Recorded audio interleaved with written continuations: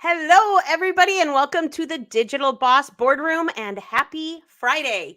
We are here, as always, to share valuable information specifically curated for small business owners to help you more effectively market your small business online. I'm your host, Bobbi Baehne. We are here, well, almost every Friday, but I did miss last Friday because I've just been really crazy busy. But we're here today. We really want to connect with you guys. So be sure to drop some comments, jump in the conversation, like, share, subscribe. You know all the good things. But let's jump to it because we have a ton of information to share with you today. So today I am bringing back my business partner, Brian Rugg, the VP of Think Big, Go Local, who, by the way, is the sponsor of today's podcast. And we're going to be talking about Google My Business. Also want to throw out a little hello to Kelsey, who is hosting our podcast for us today. So we're excited about that. So, hey, Kelsey. Hey, Brian. Hello. How are you? Good.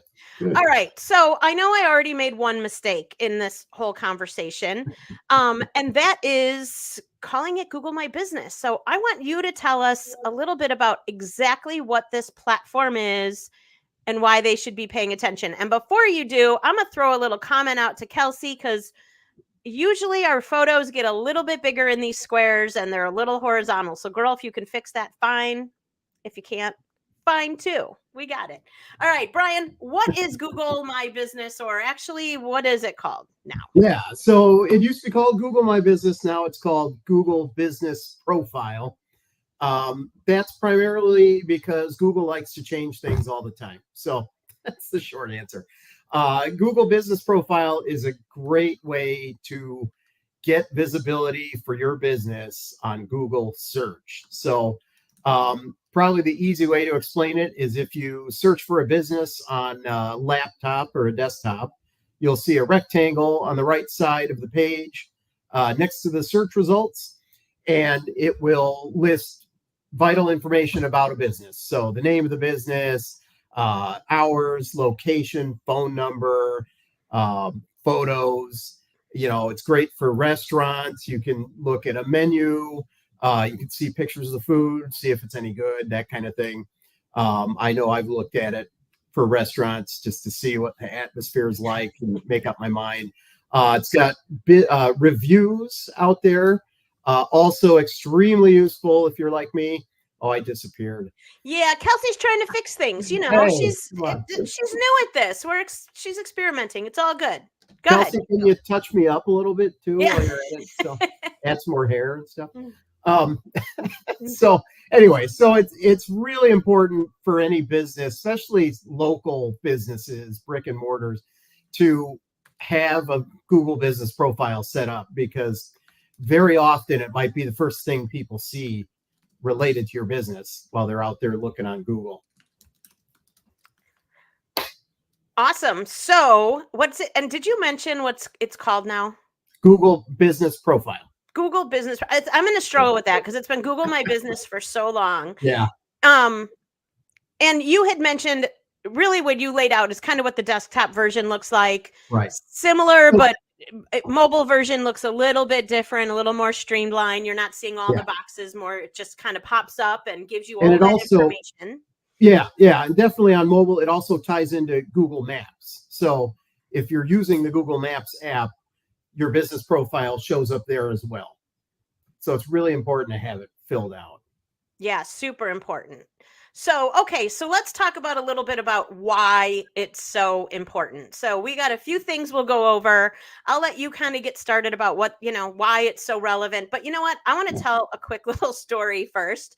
I've told this before, so if you guys have followed us for a while, you probably already know this, but it just never leaves my mind because it really reminds me how important this platform is. So Brian and I and our intern at the time had the opportunity to go to Google headquarters in Chicago a couple years ago. Coolest business I've ever been in my life. Like, you could literally live there. Like, I don't know why people would even go home. You could just live there and have your health care and your sleep and your food and your exercise and your doctors. Like, literally, there's nothing, sunshine. There's nothing there you wouldn't have if you wanted to move it. But we spent the entire day with a team of Google engineers.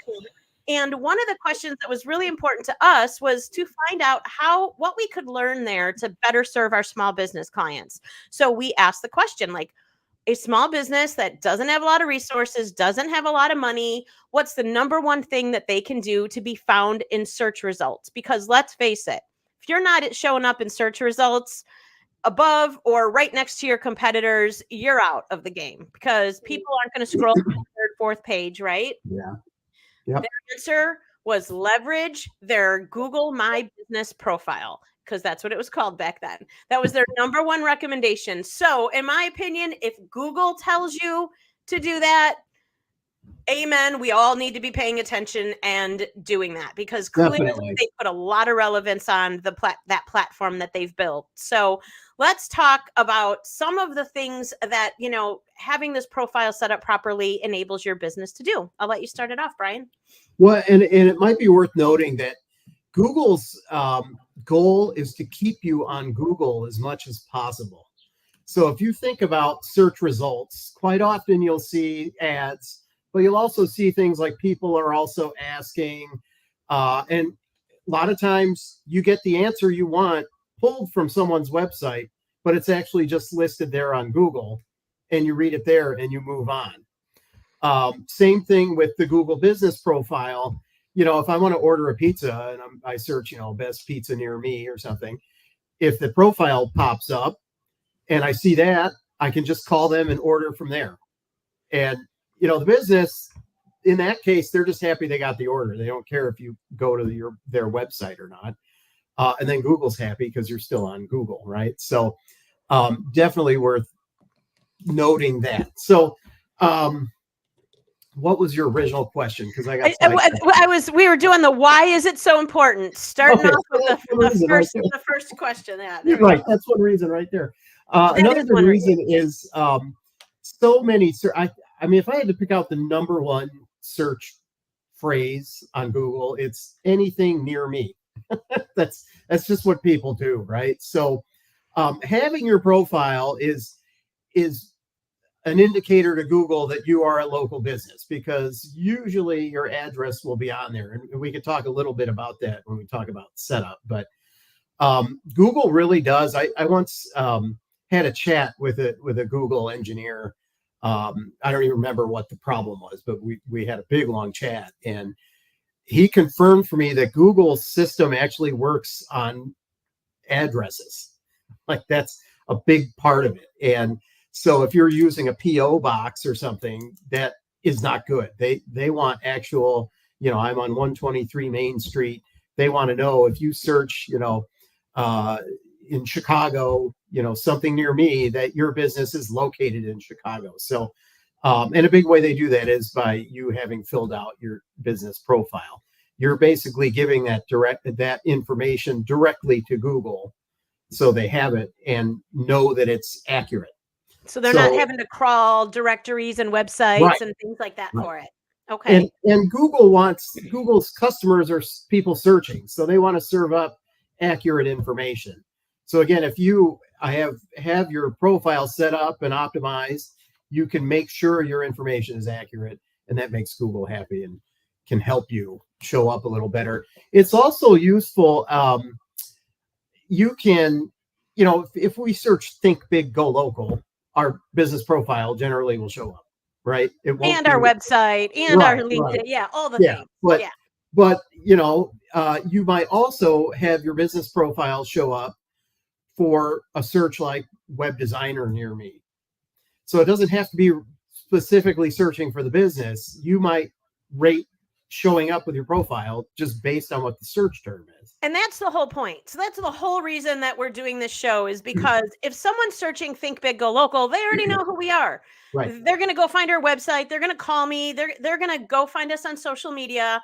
I don't set these things up thinking about people who are looking for us specifically. What we want to do is show up when people are looking for the products and the services that we offer, because they clearly don't have anyone else to call. So we need to show up in those results on that map. So visibility is huge. And that's really one of the biggest reasons that we want to have this Google My Business profile show up. Yes. But one of the other reasons, and this has kind of grown over time, is connecting with your customers. So we're Yeah. all so used to checking our inbox on Facebook and Instagram and checking those notifications for who's leaving us comments and DMs and things like that. But how many of you are going to your Google business profile on a daily basis, or really paying attention to, what emails end up in spam, because the Google and the Facebook ones very often end up there, are checking it to see, are people adding photos to your profile? They can actually add photos. Brian had said something to me earlier when we were talking about the show. Sorry to steal your thunder, Brian. That's okay. But that this is really, because it fits with this, really a community. So you really can kind of leverage it a little bit, not quite a social platform, but maybe kind of a social community versus a social network. And so some ways that you can engage with your customers on this platform, we all know that people can leave us Google reviews. By the way, they have a lot of influence. Sometimes we think they have more than, I don't know, how much it has can sometimes be a shock to us, because we see people with terrible reviews. I've had people tell me they were looking for a web designer and they checked us out, and we had 5-star reviews, and they're like, well, nobody's that good, but they said you had so many of them that I figured it had to be legit. That's a really interesting point, because when we talk a little bit more about reviews, which we're going to talk about in a little bit, we'll kind of address that. But so people can leave you reviews, which you can go and respond to. We'll come back to that. They can ask questions about your business that you can respond to. I believe other people can respond as well. Is that true or not? I don't know. I don't know. But anyways, those questions can be responded to. There are, people can get messages to you. They can, like we said, drop photos. It's really, there's opportunities there to go back and forth. The thing that's interesting about it is answering these questions, responding to the reviews, it all remains public. So it's really even another way to not only engage that customer, but to really show the rest of the world that finds you in search how attentive you are, the kind of relationship you have, the feedback that you're giving. So that's one of the things I think is a really big benefit, and why it's really important too. And then, Brian, do you want to talk a little bit about kind of some of the insights and things that Google provides to you if you claim that space? Yeah, you can actually, so once you've claimed your profile, it will keep track of what goes on. So they call it, in fact, I have it open over here. So it's customer interactions, right? So it will track how many calls are made. So the profile will have your phone number, and you can tap it or click it, and make a call. So it'll track how many people actually found your phone number in the profile and made a call from there. It'll track messages, how many people left messages. It'll show you how many people clicked on your website from the profile. So there is decent, and even things like it'll tell you how many people asked for directions. So that's another feature, right? It includes maps, and it's tied into maps. So one of the options on there is get directions to this business. So it'll also track how many people did that. So it's a nice way to just see how you're performing out there on Google, and how much it's driving people to your business in various ways. I love the numbers, and they'll also, and once you claim it, they'll also send you emails kind of comparing different time periods, letting you know if you're, experiencing growth, or if there's declines and things that, are little clues to you that you're doing a great job, keep it up, or that maybe you're missing something and you've got to go check it out. So when you're looking at your Google business profile online on your desktop or laptop, that profile box is on the right, but up at the upper left, when you're logged in and you've claimed it, there's a whole little dashboard there that you should most definitely be paying attention to. I'll tell you, we have had clients that Google My Business profile is a game changer for them. And if they're not actively responding to reviews, putting updates, doing things like that, and engaging in the platform, they literally see the phone stop to ring. And as soon as they pick up those activities, the phone rings more. So I know from experience and working with hundreds and hundreds of small business owners, that this stuff really, really matters. So we're going to try to keep Brian, because you get the techie guy. We're going to try to keep him keeping this kind of surface level. Because here's the deal, you guys. If this is a struggle and you're not really sure what to do next, all you've got to do is call us. Drop a comment. We'll get in touch with you. We'll help you get through this stuff. But Brian, give us a quick little overview of what has to be done to claim and set up your Google business profile. Sure. Yeah. So there's a couple things to know. Most often, Google will already have created a business profile for you. So there's these things. There's these things known as directories out there on the internet, and they are really designed to get your email so you can be spammed out of existence. But so they'll set up a profile about your business with a bunch of information, may or may not be correct, and then you have an opportunity to claim it. That's how they get your email. Google is kind of the same way, different goal, but they will often set up a profile for you using whatever information they can find. That doesn't mean it's correct, just means that's what they can find. So that's a very good reason to claim it. To claim it, you can search for your business on search on Google Maps, or you can just go to google.com/business and you'll find the setup thing. So now to claim it, there are some rules, and these are kind of fun. So you have to, like I said about addresses, right? You have to use a actual location address. You can't use a UPS store or a PO box address. So let's say you have an at-home business and you don't want your address showing. There's a way around that, but to set up the profile, you still have to enter your home address. You can't use the UPS store. So again, you can choose to hide that later on, but it's got to be a real address. Let me interrupt you real quick, Brian. You also can't just jump on someone else's business because they have a physical location and use their address either, right? Correct. Yeah. So fun little story. Locksmiths used to be banned from Google business profiles because apparently a lot of them were shady.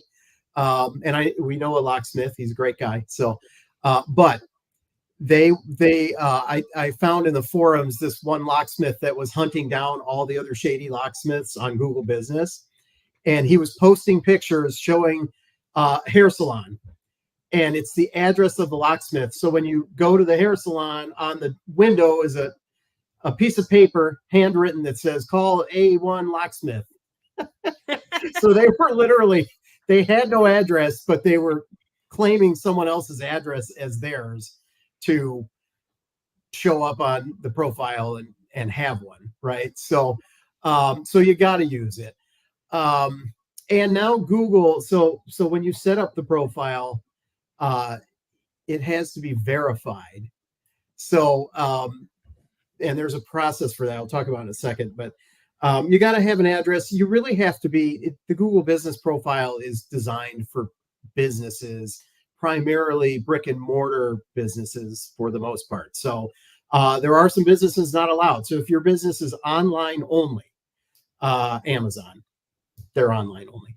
They don't get a profile. If you're a band, you don't get a profile. Organizations, realtors. So that's a tricky one. You can put yourself on there, but not as you can't have the word realtor in your name. But if you're a brokerage and you have a physical location, our good friend Dawn Bremer, she with the Bremer team, Keller Williams, a little shout out to Dawn.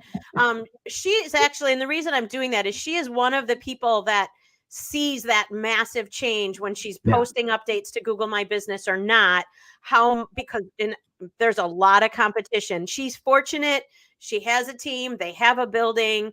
Now her agents might have a little bit different situation, but for her as the owner of that business, she's able to have one, right? Yeah. She's able. Yeah. To oh yeah. Yeah. So, It makes a huge difference for her. We talk about it yeah, frequently. yeah. Couple other things. So speaking of realtors, so you can't put up a rental property and have a Google business profile for that, or a sale property. You can't do it for that. So really the idea is a business. So once you try and claim it, for everything to show up online, you have to get it verified. So back in the day, they would call the phone number of your business and give you a code. Or they would send you a postcard to the address of your business. Or 14 of them because you didn't get the first 13. Yeah. Now it's evolved into, because so many people try and game the system, now you have to do video verification. And this is fun because there's rules, right? You can't do a video longer than 5 minutes, and you can't show anybody in it, no faces or anything. But the idea is you show the sign of your business. You show yourself unlocking the door to the business. It all has to happen. So I'll give you an example. We really don't do this for clients, but one of our clients, long relationship with them, and they had a lot of trouble figuring it out. I'm like, listen, I'll just go do it. So it's an apartment complex. So Google gives you these things like try and show the street sign nearby. Try and show other businesses nearby. Well, this is an apartment complex in kind of a residential area behind a Home Depot is maybe the closest business. But so the way I did this, there's the entrance sign to the parking lot. And then maybe 100 yards away is the rental office. So I had my phone. I didn't show myself, but I'm like, all right, Google, because we have a love-hate commentary. Throw it in the all right, Google. Here's the sign. Here's the street. There's no street sign. There's a Home Depot over there. So if you look at maps, you'll see the Home Depot. And then I had to run down the sidewalk because I only had 5 minutes. I had to run down the sidewalk, run up to the rental office, unlock the door, and then go into the office inside where they meet people. And it worked. So it is crazy though, compared to what it used to be.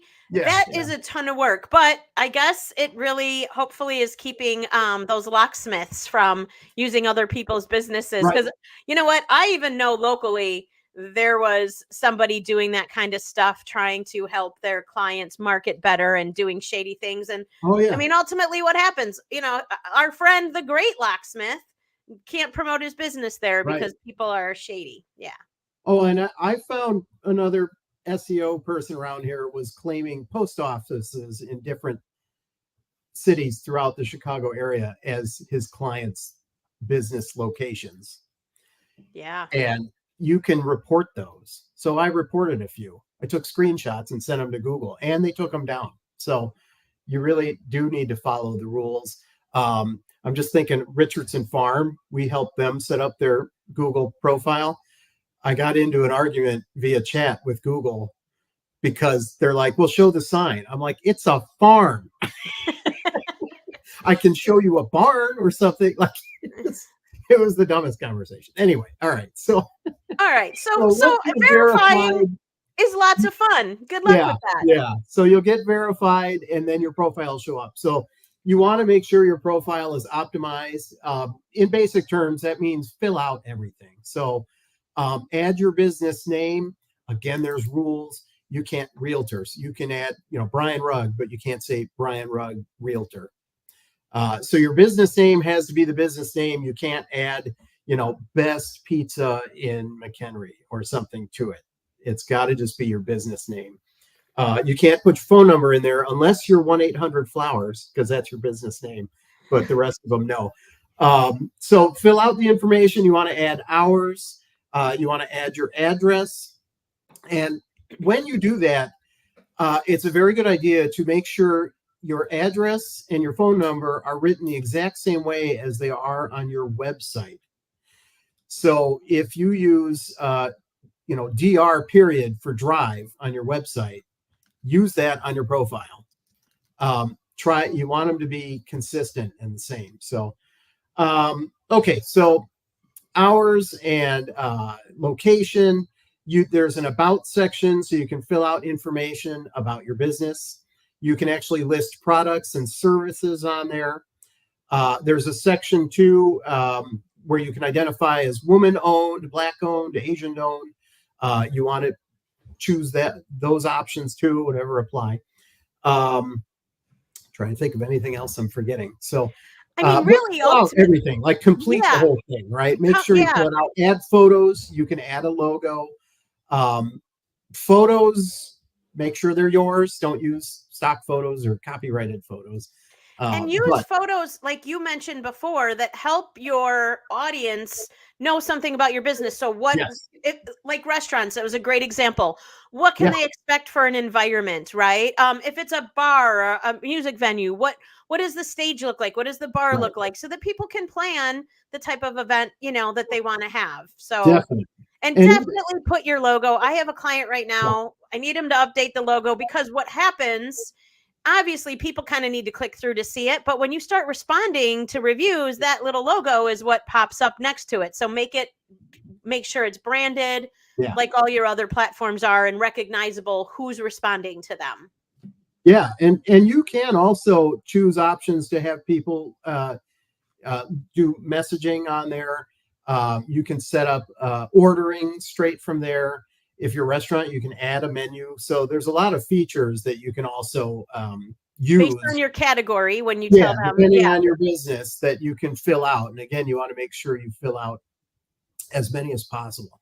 Couple of things I should mention. So back to addresses and locations. So if you are a location and you want to display an address, you have to physically meet people at your location. So if you're a carpet store, you would show your address and people can come into the carpet store and look at carpet and talk to you and buy carpet. If you're a home-based business, you technically don't want people coming to your home and you don't meet them, then you would not display your address. Although, I'm just going to say, so we are now home-based. After COVID, we sold our office because we all had great little home offices going. And we made the decision to use our home address because we have our own reasons. I want to be found, whatever. However, because of that, my front door has to have our logo, our information, and customers do come to meet me here. Or I have had multiple customers that I didn't know come knock on the door and say, hey, I wanted to talk to you about a website or whatever. So that is a decision every small business owner needs to make, but you need to be prepared and understand that actually means people will come looking. And if your name isn't on your door, you don't have any signage, chances are you're going to lose your Google My Business profile. Correct. They will remove it if you're not following the rules. And again, like I said, you can be reported. So especially if you have sneaky competitors, they might say, hey, this guy is operating out of his house but doesn't follow the rules. Here's a picture, and they can remove your profile. So you do need to follow the rules. So if you don't want that situation, you can choose to designate your business as a service area business. So we have a new client. They build fences. They don't meet people in their home. They go to wherever you are and build you a fence, right? So they have a service area along the North Shore and kind of into the north suburbs and that kind of thing. So on the maps, it actually does a little outline of where you are, and you can enter in like, here are the locations we serve. So very important you make sure you follow the rules and you designate yourself correctly. And then hours, I think, is probably the other one that people can get caught up with. With hours, those are the hours you are available to meet with people in person. So if you answer the phone 24 hours a day, you wouldn't put that on there. You would put that in your about information. Hey, we're available 24 hours a day. But if you set hours 8 to 5 or whatever, that means you're available to be seen in person at those times. Right. So that's pretty much, I have to mention this because None of these platforms are perfect. Yeah. When you work with them as often as we do, you see all the imperfections. But this is one more reason why you need to be going and checking your Google My Business profile frequently and actually engaging and being active there, because we had Yeah. mentioned, we have a client who has a seasonal business. So they're open for a period of time, then they're closed in the spring, then they open in the fall, and then they're closed, and they're open for Christmas, and they're closed till spring. So we go in there and we update the hours. And I cannot even tell you how many times Google just decides to Yeah. change the hours on their own, or an individual will make a recommendation that they thought they were open and they'll recommend. And if you don't notice that, Google Yeah. will change the hours based on what another user said they thought about your business. So you've got to be checking on it, because this Yeah. happens all the time to us, all the time.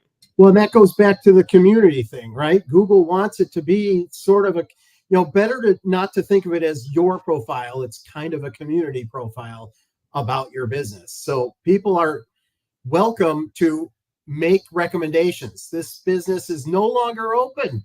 Yeah. It's out of business. I've seen Yeah. that put in there, and Google may or may not accept the change. Or So someone, you had an old phone number, or they got your yeah, cell phone number and thought that was your business number, and they say, "Oh, this is the wrong number," and right. now the phone number gets changed and you didn't realize it. So yeah, super important. Yeah, yeah, and your example is my favorite. I'll from our client, I'll hear, "Hey, I have people at the front gate, but we're not open." And sure enough, I go to the profile, and they're We're marked open. open. And Yeah, it's that crazy. changes so often; it's hard to keep. We check that regularly, and it Well, changes. let's talk real quick, because man, the time goes so fast, about how you can use some of these features in this Google profile. So I just want to go through some of the things that you can actively do on a daily Yeah, or weekly basis that are kind of game changing. So first and foremost, this is one thing I don't see anybody doing. Very few businesses are posting updates on Google My Business. These updates are going to be very similar to the kind of content that you're probably sharing on social media. So, things that are happening in your business, it could be specials, but Google handles it differently. So, one thing I see a lot of people do is they'll use a scheduler, they'll bring Google My Business into the scheduler, and then they'll post an update. They'll include that, oh, send this to Google too. They'll have a link to their website in the update. They send it off to Google thinking it's getting published, and it's not. Google will not publish an update if it comes from another tool and has a link in it. That isn't the way Google works, and it's against their policies. They're just not going to post it. So the best thing to do, especially, well, the only thing to do if you're trying to drive traffic, is to go directly into your profile, go down to where it says updates, put in your image, put in your copy. If you have a link you want people to click, you need to select what that button should say. Is it buy now, book now, learn more? And then they have a specific field that you put the link into. Google also doesn't want you putting in phone numbers, hashtags. They have a platform built for people to have access to all of that information. So if you're going to be doing those updates, don't use a third-party tool. You really, it will do so much better for you to go into Google, add those links, and actually do it in that platform organically. Then Google reviews the update, and then they'll post it typically within minutes. They're pretty quick about it. So yeah, know that you can do that. It's a great place to put offers, to put sales, to publish events. Google gives you different options, and then can use that to help people find you based on what it is that you're putting out there. So posts and updates are a pretty big deal that I don't think nearly enough businesses are doing. It's not, and it's weird too, like a stream. You don't have like that news feed like you have in Facebook to view all of that. But typically, the last two that you put up will be visible on your profile, and then people can scroll through older ones. So yeah. I try to make sure you've got two active things that are happening in your business that people can see when they get there.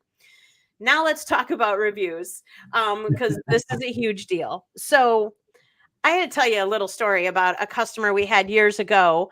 I think a lot of business owners have gotten pretty savvy about how important reviews are.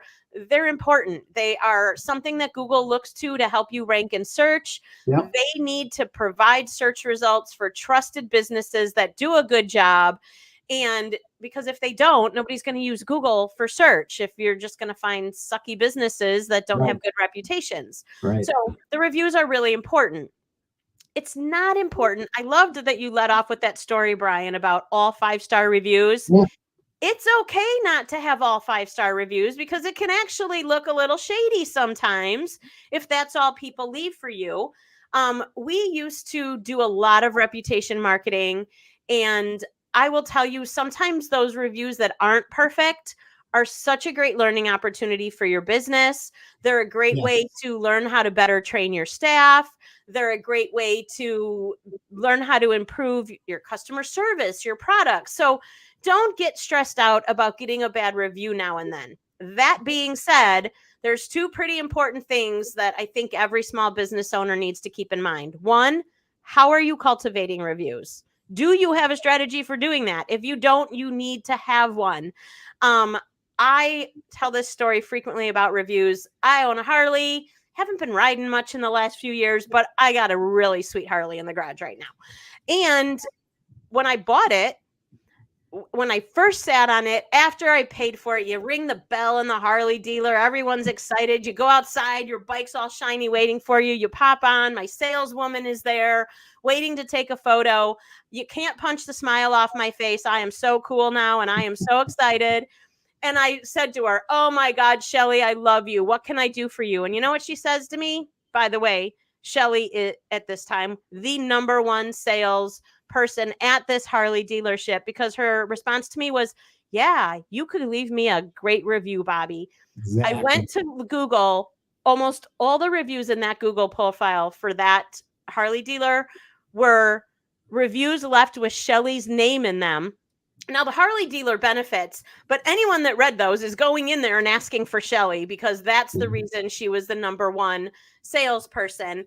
And I was so excited that in that moment, I'd have done anything for her. Like, whatever she asked me to do. Like, you know what, Bobbi, come clean my toilets. I haven't had time. Like, where do you live? I'm coming. All right. Can I ride my bike there? Right. So really big deal. Have a strategy for asking at a time when you know your customer is happy, that you've really helped them solve a problem. That's a great strategy. So make sure that you develop something like that. The other thing, let me throw this in. I often trade some free advice and help within reason for a Google review. And I don't do it up front. Like, I'll do it for you if you give me a review. I'll maybe help someone out, and they'll say, "Oh, thank you." I will say, you're welcome. And how about, since you're so happy, can you give us a review? Oh yeah, sure. So, and then they feel like, great one, because we give away more free advice than it's crazy. So that is enough. Yeah, that's, someone doesn't have to even actually pay you. Although I will say this, when I read reviews, I can tell when you ask someone in your networking group or your mom to leave you a review that actually has nothing to say that really means they did business with you. Please don't do that. Another it's thing, not a character reference platform. It's about your product and your service. And we are going to talk about some mistakes people make, but I didn't put this on the list, so I'm going to forget. If you sit in a networking group with all of the small business owners you network, and everybody leaves each other a review that day, when you go back home and you realize that none of them are there, it's because Google's smarter than you guys were. They don't allow that. They will tank all of them because it's unnatural. They know that you don't typically get 14 reviews at one time. And so chances are none of them are even going to stick. So that's a terrible strategy. Get your reviews from your customers, nobody else. And another terrible strategy is offering incentives for reviews. Oh my gosh. That violates policy. I actually met a web designer the other day at a thing, and I went to his website, and he's got a thing right on the homepage: get $50 off whatever if you leave a review. And that will get you in trouble and get your profile removed. You cannot do that. And think about it, you're not getting a genuine review really if you're paying for it. So it's not the same. And when other people see that, the credibility Right. of your reviews drops significantly. So you Right. don't want people to see that that's happening, because now they don't believe that, your reputation is what you say it is. Yeah, you have to earn it. Can't Yeah, buy it. absolutely. And another thing we've got to say about reviews is responding to bad reviews. It happens. It's emotional, especially as a business owner. It really sucks. But I want to mention a couple of things. One, you should always respond. If it's too hard or too emotional for you, sleep on it. Call a Yes. professional, have them respond for you. We have had customers that got so emotional about it that it caused their business more problems the way they responded. So they hired us to do that. But one response: we are so sorry you feel that way.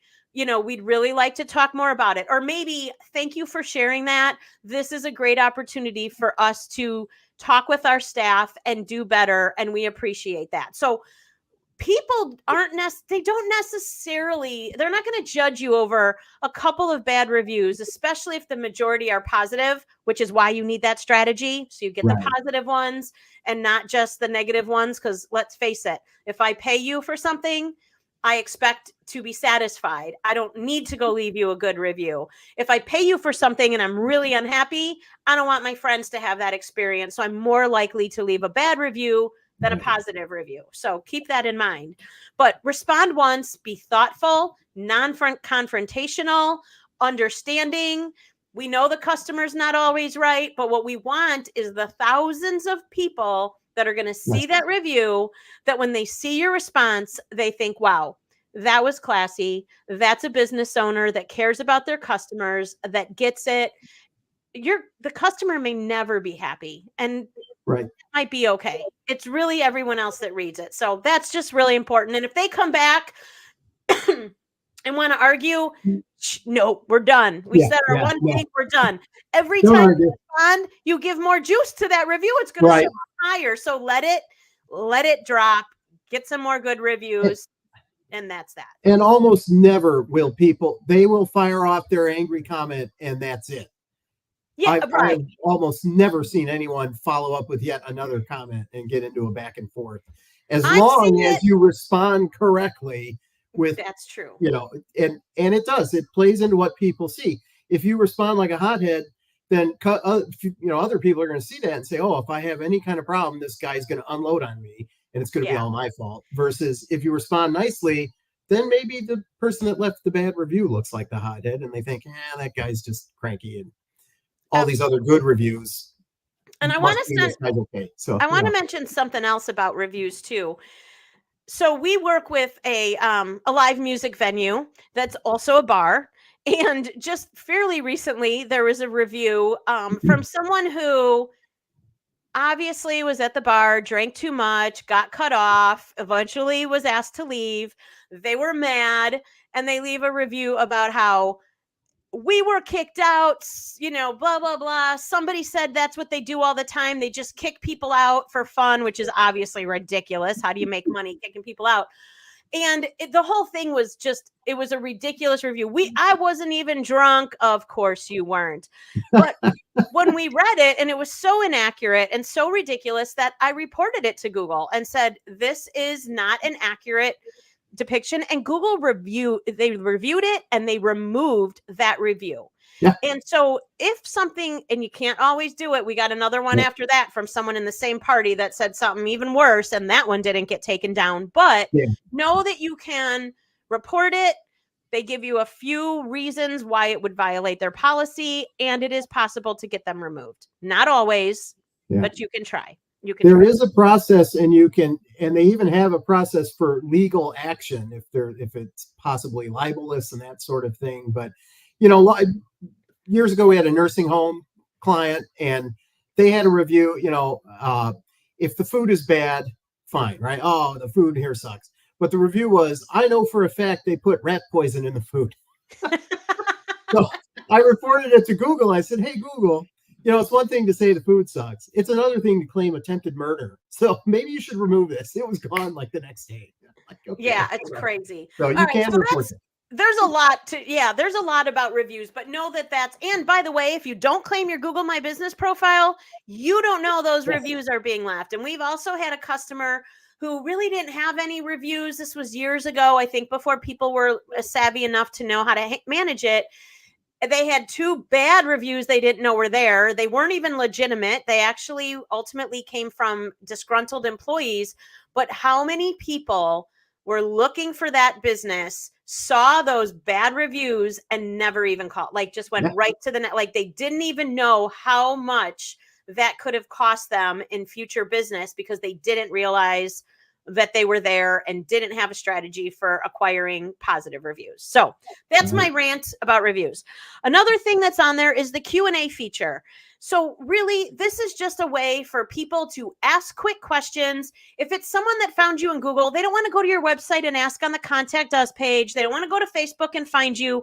They're there. They're going to ask. So monitor that and take a peek, daily, and make sure you're answering those questions. That's that back and forth customer experience. And if one person has a question, chances are other people have the same question. And now you're able to answer that for anybody that sees your profile. You can also utilize, and Brian had touched on this, there's, depending on what type of business you have, you can integrate things like booking appointments, ordering things. So that is going to be available to you, again, based on what you tell Google about the type of business that you have. So be sure, to utilize that. And Brian, we know there's a couple advanced features. We don't even really need to jump into those because we're getting short on time, but know that you can integrate your Google My Business ads. And that's certainly more advanced for someone who's running ads or, connecting their Google Analytics. And there are local guides as well that, it's great for you if you can get some people that leave lots of reviews and have followers, because Google Guides, people can follow them because they trust their opinions. So just know that that's there. And if you see a Google guide, someone that's got a following, leaving reviews, be sure to give a really thoughtful thank you. By the way, I don't even think I mentioned thank yous. We respond to every review. If it's a positive one, we say thank you. I think that's important. People get that notification and know we saw it, we appreciate you. And that's another great way to build up. And people who read your reviews also read your responses. So it's a good thing too. All right. So some best practices real quick. We talked about regular updates. Make sure you're doing that. Go in there, answer questions and leave updates. If something about your business changes, put up new photos. If you move to a new building, that also builds like familiarity. So for example, if we've got a photo of our home where the home business is, my home, by the way, we don't live together. We're in different places. That will help people be like, oh yeah, this is the place. This is where I'm looking for my meeting. So be sure to do both of those things. And engagement. So having those strategies for getting those reviews, encouraging people, to interact with you there is important. And then Brian, talk real quick about that little insights, whatever they call that little box. Because I love going and checking that out to see how the interactions. Yeah. Like what kind of stuff is in there? Again, it's calls, messages, bookings, clicks to your website, and it's I can't show it to you, but it's a views, just views. Website clicks. Oh, okay. So again, it's all interactions with your business profile. So if they made a call from the profile, you'll see how many. If they went to your website by clicking on the website link from your profile, you'll see how many. But it's really not, the graphs are really easy to read. It's just a very simple, easy to read report of how you're doing out there. And it also gives you a little monitor up there too of how complete your profile is. So pay attention to that. If they tell you there's work to be done, doing that work is going to do nothing but help you. So we're going to wrap this up with some common mistakes. I think we've talked about quite a bit of them already, but Brian, you want to lead off with a couple that are... Yeah. So the big ones, again, you have to have an address. Can't use a PO box, UPS address. Keep your information consistent. Business name, phone number, address should be exactly as they are on your website and anywhere else you represent your business. Make sure you have all of your information filled out on your profile about you. If you're a certain, woman-led, Asian-led business, plug that in there. and fill out absolutely everything you can on that profile, and then pay attention to it, because people can make changes and Google will make changes. So tune into it every so often to make sure whatever you have is accurate, because it may have changed. And you should get an email from Google, but you may not see those. So always, pay attention to it. Yeah, and I would say some of the biggest mistakes that I see that people make is not responding to customer reviews. Make Yeah. sure that you're doing that. Good, bad, ugly, whatever it is, leave a response. People that are putting up bad quality photos, like, again, this is a first impression oftentimes of your business. So make sure that you're being thoughtful about the photos that you're posting. Maybe photos of your team, so there's some familiarity being built, photos of your business, so they know they're getting to the right place. If you sell products, photos of your products, so people know what to expect. So good quality, think first impressions when you're doing that stuff. And then, of course, we've mentioned this, acquiring those reviews, putting up those posts, paying attention to the Q&A section, and then paying attention to your analytics so that you can really gauge, are you doing a good job? Do you need to improve it? Do you need to talk to somebody about how to improve it? Or are you kicking butt and keep on going, right? So that too. And then Brian has given a wealth of information about Google's policies. Don't violate them, you guys. You lose your business My Google profile, I don't even know. Can you get it back? It probably isn't going to be easy. Oh, it's no. Don't. Yeah, no. There's no phone number to call. You have to beg and plead through a form, and maybe they'll get back to you. So absolutely. Yep. So, all right. So that's it. So Brian, thank you so much. This was a ton of great info. Fun. I got to give a little shout out to my friend Sherry Benelli, who owns Early Bird, or is it Early Bird Digital, right? Early Bird Marketing. Early Bird Marketing. Yeah. She has been on the show when we were previously doing the Thinking Big with Bobbi Baehne show. She's come on. She is a Google expert. So if anyone's got a real challenge and really needs somebody, we have got a phenomenal connection. She actually writes for Google. Yeah. She's on their advisory team. And a lot of the information that we looked up recently to make sure we were on top of all of the changes came from Sherry. So thanks, Sherry. We love you, and love that we know someone with so much expertise to be able to share the latest and greatest directly from the Google team. It's pretty awesome. So thank you guys so much for joining me today. If you've got any feedback, comments, if you've got something you'd like to see us cover in the future, you know what to do. Drop it in the comments, send us a DM, connect with us on LinkedIn. We definitely, we do this to be helpful to our fellow small business owners. We want to see everybody be successful. So with that, we will be back here next Friday at noon. If I don't lose my mind by then, we have we are putting together a huge fundraiser for a local nonprofit called Gigi's Playhouse, McHenry County. They serve individuals with Down syndrome. I know our friends at 216 The Net have been talking about it and promoting it for us. And I am currently pulling 15-hour days, putting it all together. But we're proud sponsors at Think Big Go Local of the event, and just putting some good out in the community. So hopefully I'll be sane by next Friday, and we'll see you at noon. Until then, I hope all of you bosses have a kick-ass weekend and a very profitable and productive next week.